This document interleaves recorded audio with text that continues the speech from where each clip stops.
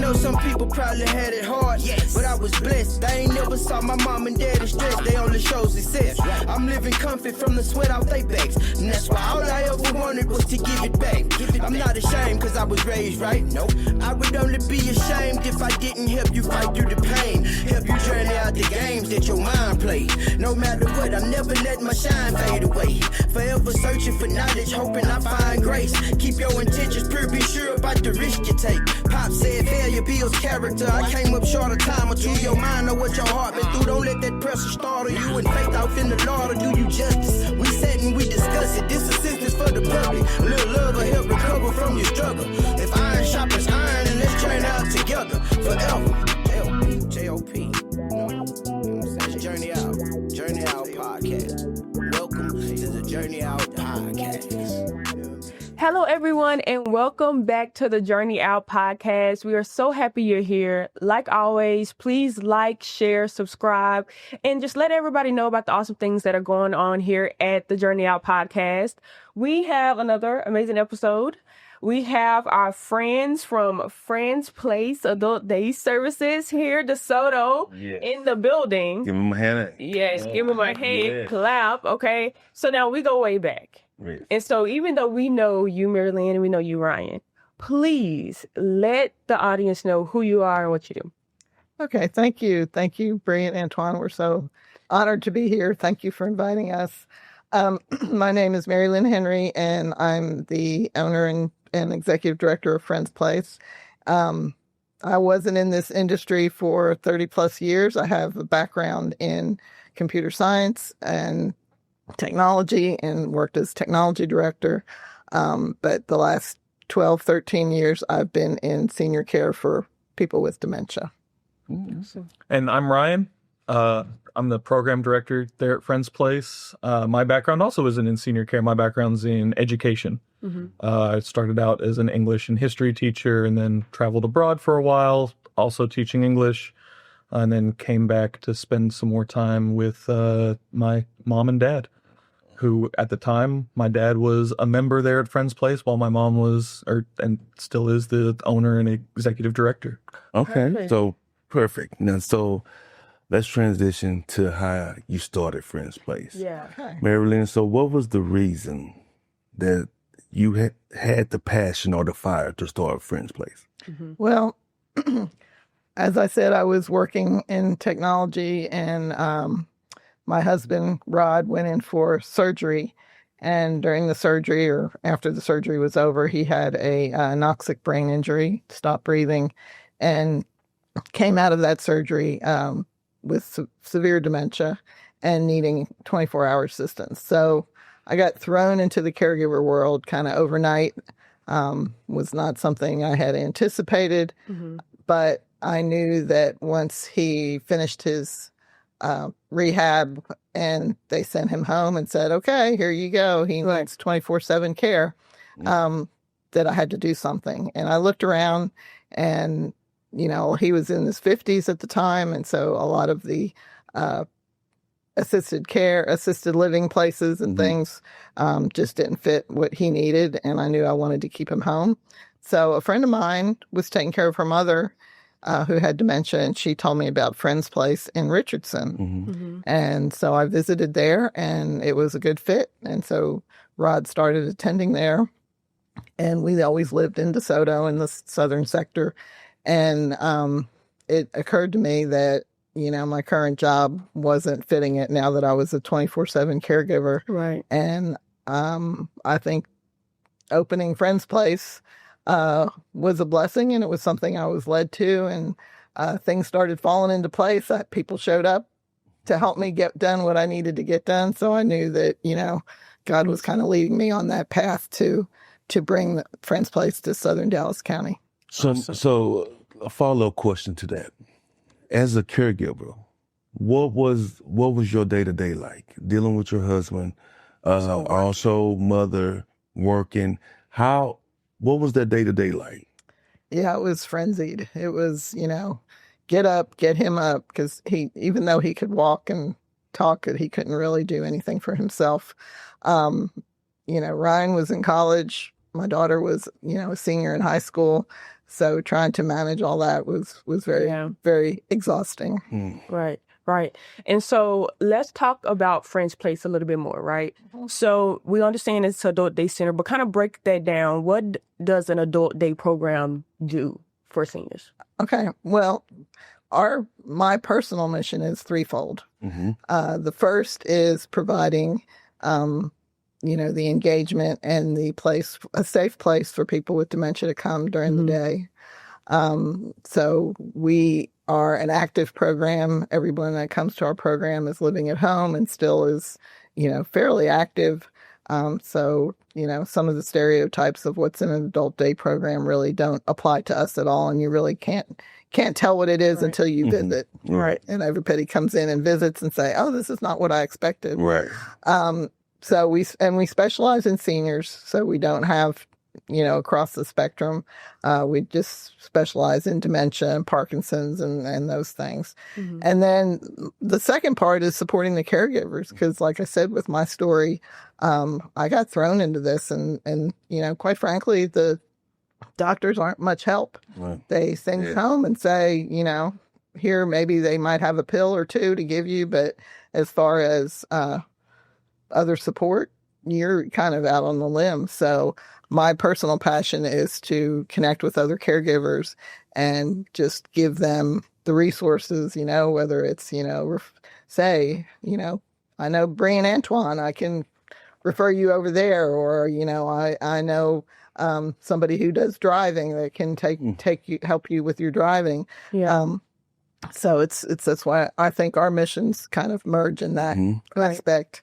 And then our support group, meets twice a month. It's through the Alzheimer's Association, so it is open to anyone in the community.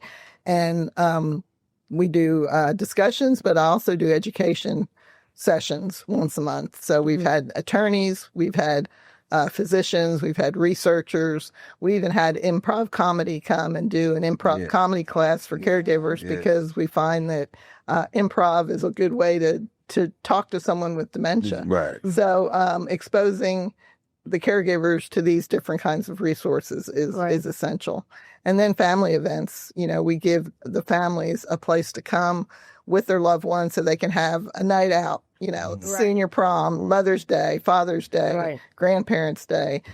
They can come to a safe place. They don't have to worry about getting their loved one out to a restaurant, and they can come and have a good time with them. And I can say that the atmosphere at Friends Place in DeSoto is very family oriented. It's love, and it's a beautiful place to be, somewhere where you would want your loved one to be at also. Right. And go ahead. I do want to question there, because I think a lot of times during the caregiver journey, we forget the caregiver. It's always about, the person with Alzheimer's dementia, as it should be. But the caregiver is also going through something as well. So talk to me about, why do you feel that's important for people who don't know about adult day services but can get engaged with them and do things like the support groups or the family events? Why do you think that is so important for the community at large to do that? Well, because caregivers get very isolated. They get overwhelmed. They don't always have family support. Right. It breaks my heart when, a family comes in and they say, I have 4 brothers and sisters, but nobody wants to have it. It's just me. So I want to fill that need. I want to give them that support as much as possible, because, caregiving, it's a marathon. Somebody told me at the beginning, it's a marathon, not a sprint. Right. Heard that a lot. Right. It's not over quickly, and you don't know how long it's going to last, and it changes. So just when you get comfortable with one thing, all of a sudden something changes. And then, the caregiver's health suffers. Right. Because we're not taking care of ourselves. So, yeah. Not only that, but the average caregiver, what it looks like, has changed over the last 15, 20 years. Increasingly, the stereotypical picture of what a caregiver is somebody that is 55 or older. Somebody that already, typically, if you're 55 or older, you're not as healthy as you were when you were 35, 25. Right. And stress is something that exacerbates a lot of those symptoms. Right. Which is something that caregivers, their first response isn't to, hold on, let me take care of myself. It's hold on, wait, what does my loved one need? Right. And constant, and that's what you have to do as a caregiver. You have to put that loved one first. Right. But that means that a lot of times your needs aren't being met. Exactly. And that increases your own negative health outcomes. Exactly. And so the adult daycare for the caregiver, right, is pretty much a stress reliever so they can get some respite throughout the day. Right. And each one of our clients, they have a slightly different reason why they bring their loved one. Okay. Right. Some people are spouses that are bringing their spouse because they're 65, 75 too. They want to go to lunch with some of their friends. Right. Yeah. Some people are retired. They want to take a nap because they don't get to sleep well overnight while their loved one's home. Right. So some of our clients are kids that are taking care of their parents, grandparents, uncles, aunts, something like that, Right. where they need to go to work.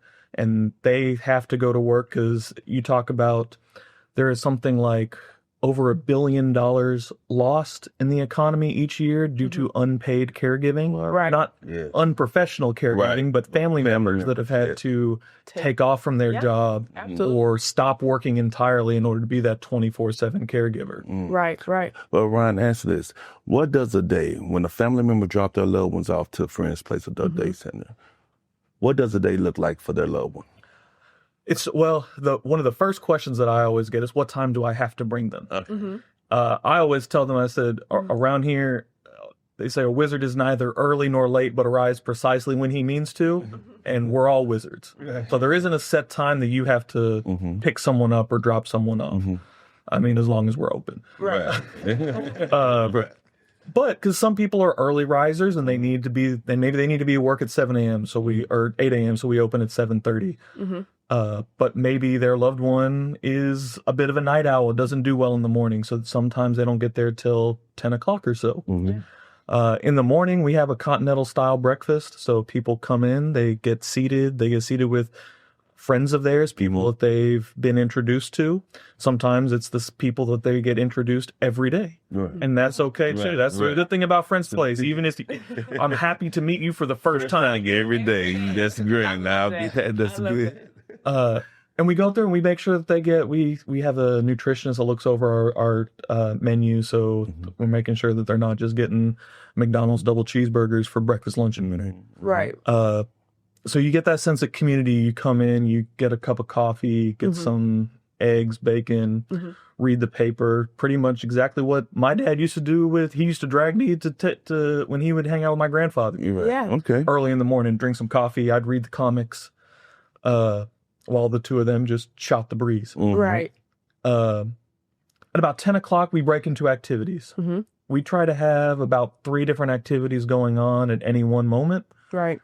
That my staff will accommodate depending on who's in that activity. Right. So if we're doing a painting activity, maybe somebody's not able to really paint very well. They don't have the fine motor skills anymore. Okay, well then we'll adjust it somehow. Maybe it's instead of painting with I'll fill in some of these smaller parts. You take the roller and roll up and down. Right. Make sure to get some of that paint on. Or you tell me what color you like and I'll put it in there. Right. It just really depends on what that looks like. Right. We might do a cooking class and, one person is in charge of measuring out everything. One person just in charge of mixing the dough. We'll have an active game, chair basketball, something like that. Or we have they love that. Oh, yeah. I know they love that. Then we also have in the morning, we have an early stage seminar that is really targeted towards people that are at the very beginning stages of the disease, where we might have. I love that. On Wednesdays, we do a book club. But I mean, the people that are appropriate for the book club are the ones that are able to listen to the book and ideally remember what the plot is from week to week. Yeah. And so that does kind of self-select out. Because I mean, some people like to be in there just to hear the book be read, and that's okay too. Right. Throughout none of our activities are prescriptive. So we have people that, maybe they want to be in the active game for a little bit and they get bored of that. So they'll walk over and they'll head into the tea kitchen and start helping out with the cooking activity we have. Right. And just kind of depends on whatever they really want to do. We try not to say no. If it's something that we can accommodate, then we'll do it. Okay.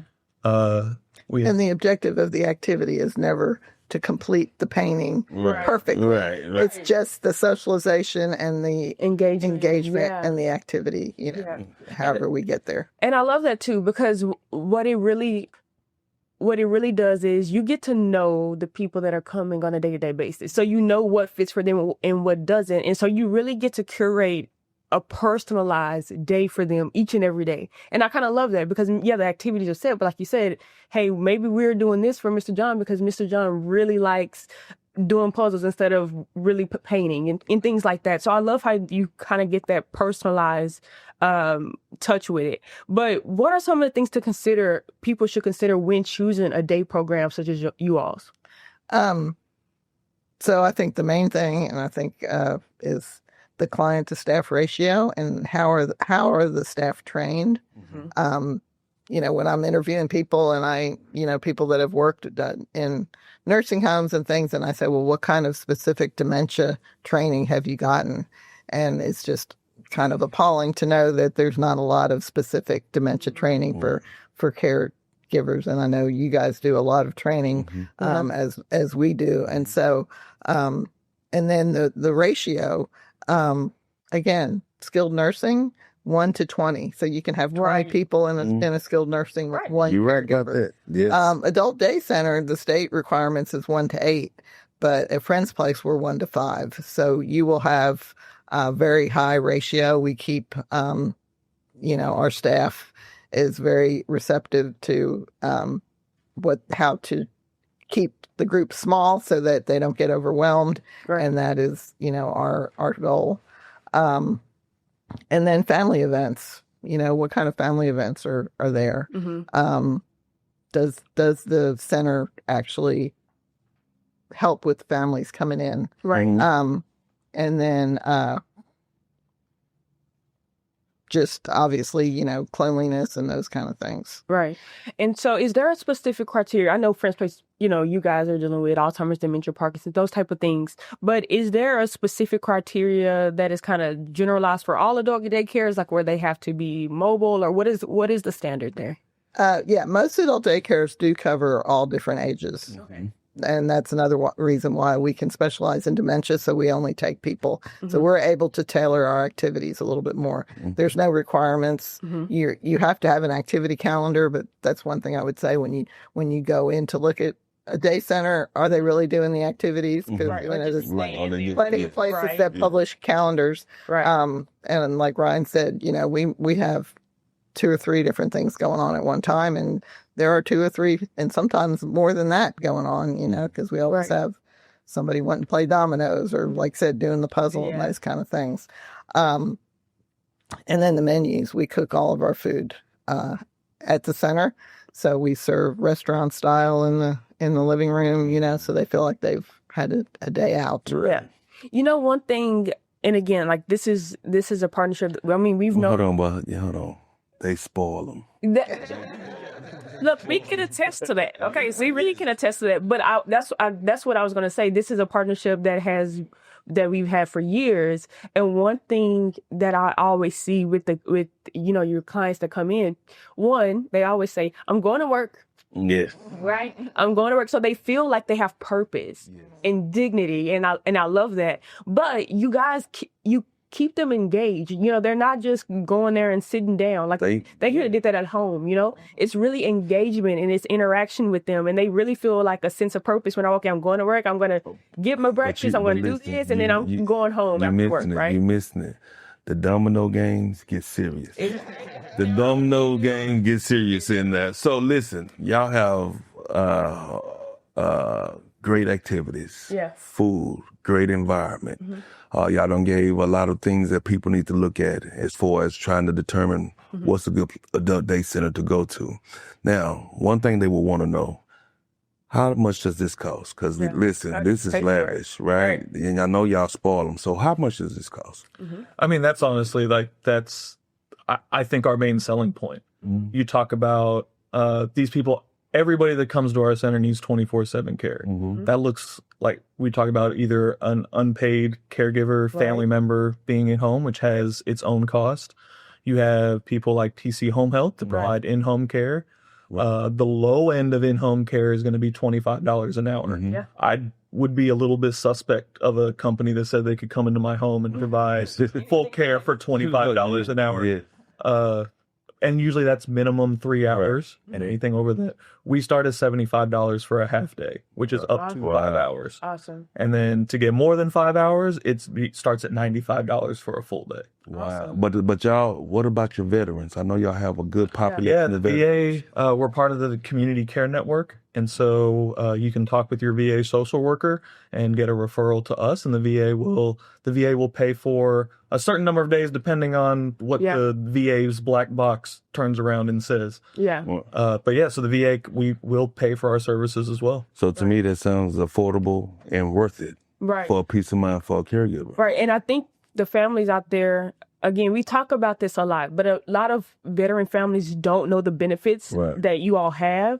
And for that veteran family member that's caring for a loved one, you can have reprieve on a day-to-day or however many days that the VA approves, or you can get care for free. Right. Like you don't have to spend anything out of pocket to get the assistance that's needed. And I think that's always super important when we're talking about this, because a lot of caregivers don't know. And so that's super important. Especially with the VA, you really do have to be your own advocate. Right. Where the social workers are good, but the social workers don't know what they don't know. Right. And so I know I've had VA clients that have come to me and said, I didn't even, the social worker didn't tell us that adult day was an option. They either said it was a nursing home or at home care. Wow. But when they brought it up to the social worker, they were like, well, okay, well, let me check it out. Yeah. And then they find their way to our Things doorstep. This is why we're doing things like this, because a lot of families don't know. And the vets don't know they can get that service, and the caregivers don't know that those options are out there. So speaking of caregivers, what tips would you give some caregivers when their family members dealing with dementia? Well, the big one is you can't do it alone. Yes. You know, when I have especially married couples that have been together for a long time, and that's the husband feels like, you know, this is my responsibility. If I bring her to friend's place, then I'm shirking my responsibilities. You know, I'm supposed to take care of her. But the fact is you can't do it all yourself. As disease progresses, it gets increasingly harder.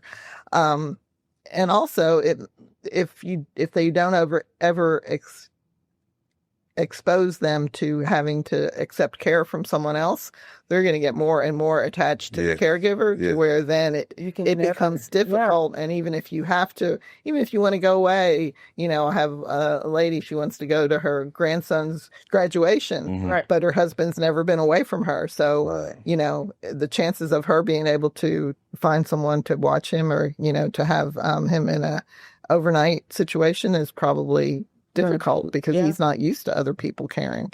So I would say, you know, that yes, get them used to getting care from someone else, and that you know, it's a good thing. And if they say they don't want to go, I mean, 95% of the people who come in our doors say, this is not for me. I don't need to be here. Right. You know, even the 90-something-year-old will say, there's just a bunch of old people here. I said, it's not for me. But if the caregiver takes the approach that, okay, well, you know, the doctor said that you needed some, this is brain therapy. This is helps your brain.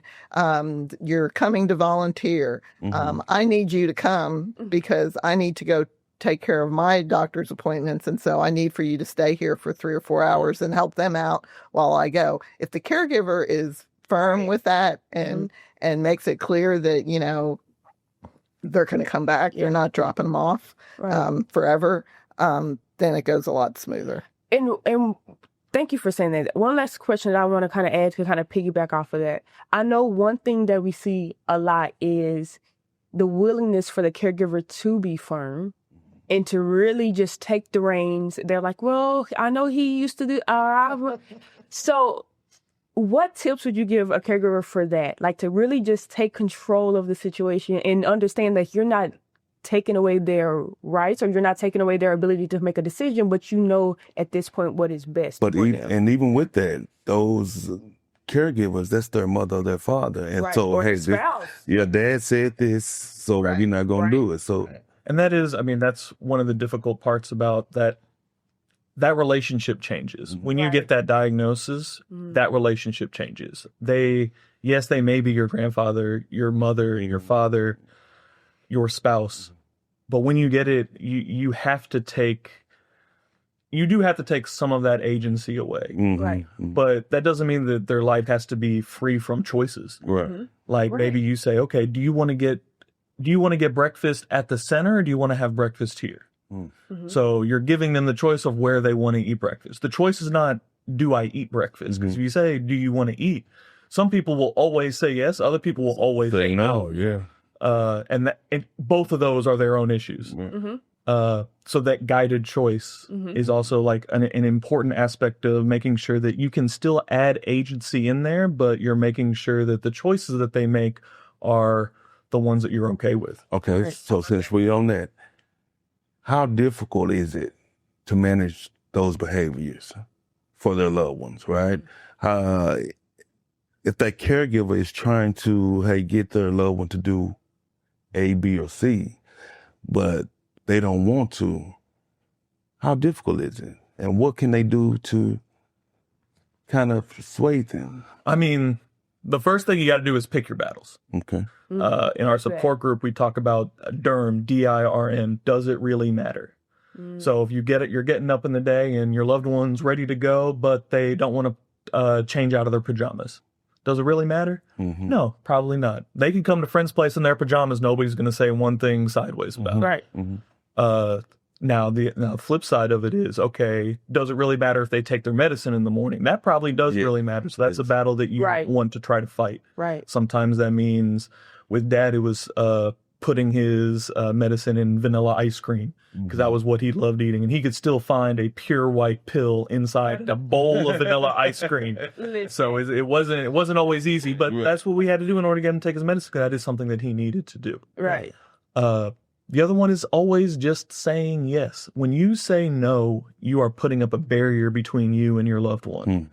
And so when you reframe things so that the two of you are on the same side, sometimes that even physically means being on the same side. So if I have somebody that's trying to go out the front door because they think their loved one is out there because they saw a white car and they know that their loved one, like their son, has a white car, then I don't want to be directly in front of them if I can avoid it. I want to be on their side. Right. Literally shoulder to shoulder, because that means we're working on this together. Right. And they're going to trust me more as opposed to I'm an obstacle in their way. Right. I love that. And so I know I said like last question, 3 questions. But this truly is the last question. Ryan, now this is a father-daughter duo here. This is a mother-son duo. Just tell me how awesome it is to like work with your mom. I can, because I can tell you a story. Like this thing, this is amazing. It's hard, but it's amazing. And so kind of tell me what it's like to just work with mom and kind of share that common goal of just trying to get families the support that they need. I mean, it's the whole reason why I'm here. Yeah. I mean, literally, I was working in China, had been for 3 years, and had the opportunity. I had a choice of what I wanted to do. Did I want to continue on in my career there in China, or did I want to come back home? At the time, my dad was in hospice, and so I'm like, okay, China's going to be there. That country's not going anywhere. My wife is from China, so like my connection to China isn't going anywhere either. If I want to go back, I don't have any problem doing that. But I knew that I had a limited amount of time with my mom and dad. And so that was the whole reason why I came. And I'm not going to like tell any stories and say that it's always the easiest thing. Right. Yeah. But I mean, that's what we're both, I mean, she has a wealth of knowledge that I need to probably learn to listen to a little bit better. Amen. Amen. But at the same time, I think I also bring a unique perspective. It comes from a slightly different background. And so I think we make a good team. We both have different backgrounds, and we both have learned to listen to each other over the last, I mean, it's been 6 years since I started on this journey as a professional caregiver. Yeah. I love that. Look, I can attest to all you're saying, sir. I absolutely love that. And appreciate that. And you have the good cop, bad cop. It's like, listen, for the Day to day. bro, for the first time, okay, mother and son, father and daughter. Can we put up our mugs and let's toast to Let's toast to family legacy here. Come on. And I want to do one more plug when we're talking about caregivers.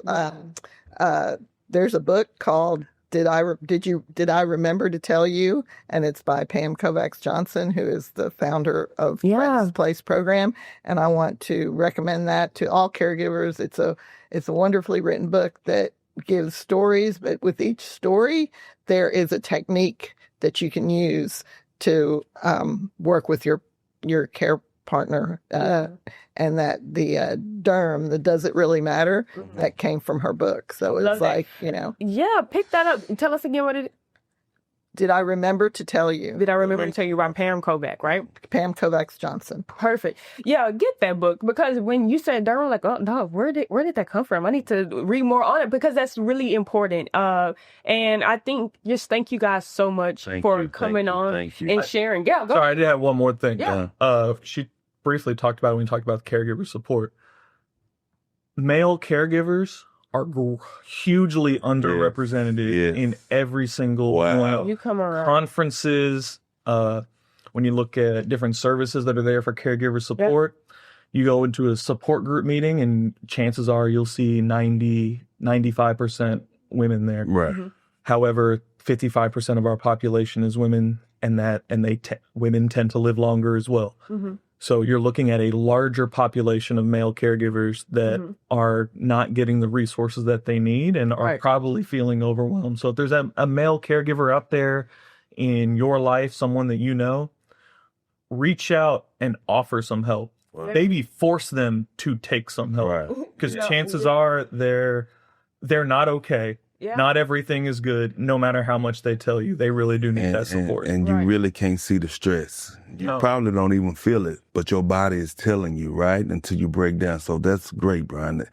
Man, take care of yourself. Yeah. If you know somebody, reach out. You can say it better. Look, you preaching, okay? Because again, they are under missed, like they're missed, like no one thinks about this. So I thank you for adding that. I'm Marylynne Henry, Executive Director at Friends Place Adult Day Services in DeSoto. And I'm Ryan Henry. I'm the Program Director at Friends Place Adult Day Services. We're located right in DeSoto off of Cockrell Hill and Beltline. You can reach us at 972-274-2484 to call and schedule a tour, or even just call for some resources. We're here for you. I thank y'all for coming onto the podcast, sharing your wealth of knowledge, but also sharing all about Friends Place Adult Day Services DeSoto and what you guys are doing there. Please, please, please, there will be information in the bio below. You'll also be able to get all of their information and call them and really set up some time to take a tour and figure out if it's the right match for you and your loved one, which it will be, so there's no figuring it out. But I thank you guys for watching today. Please feel free to like, share, comment, subscribe. Share this with anybody you know who could benefit from this information. And with that, we are out. Peace. Peace.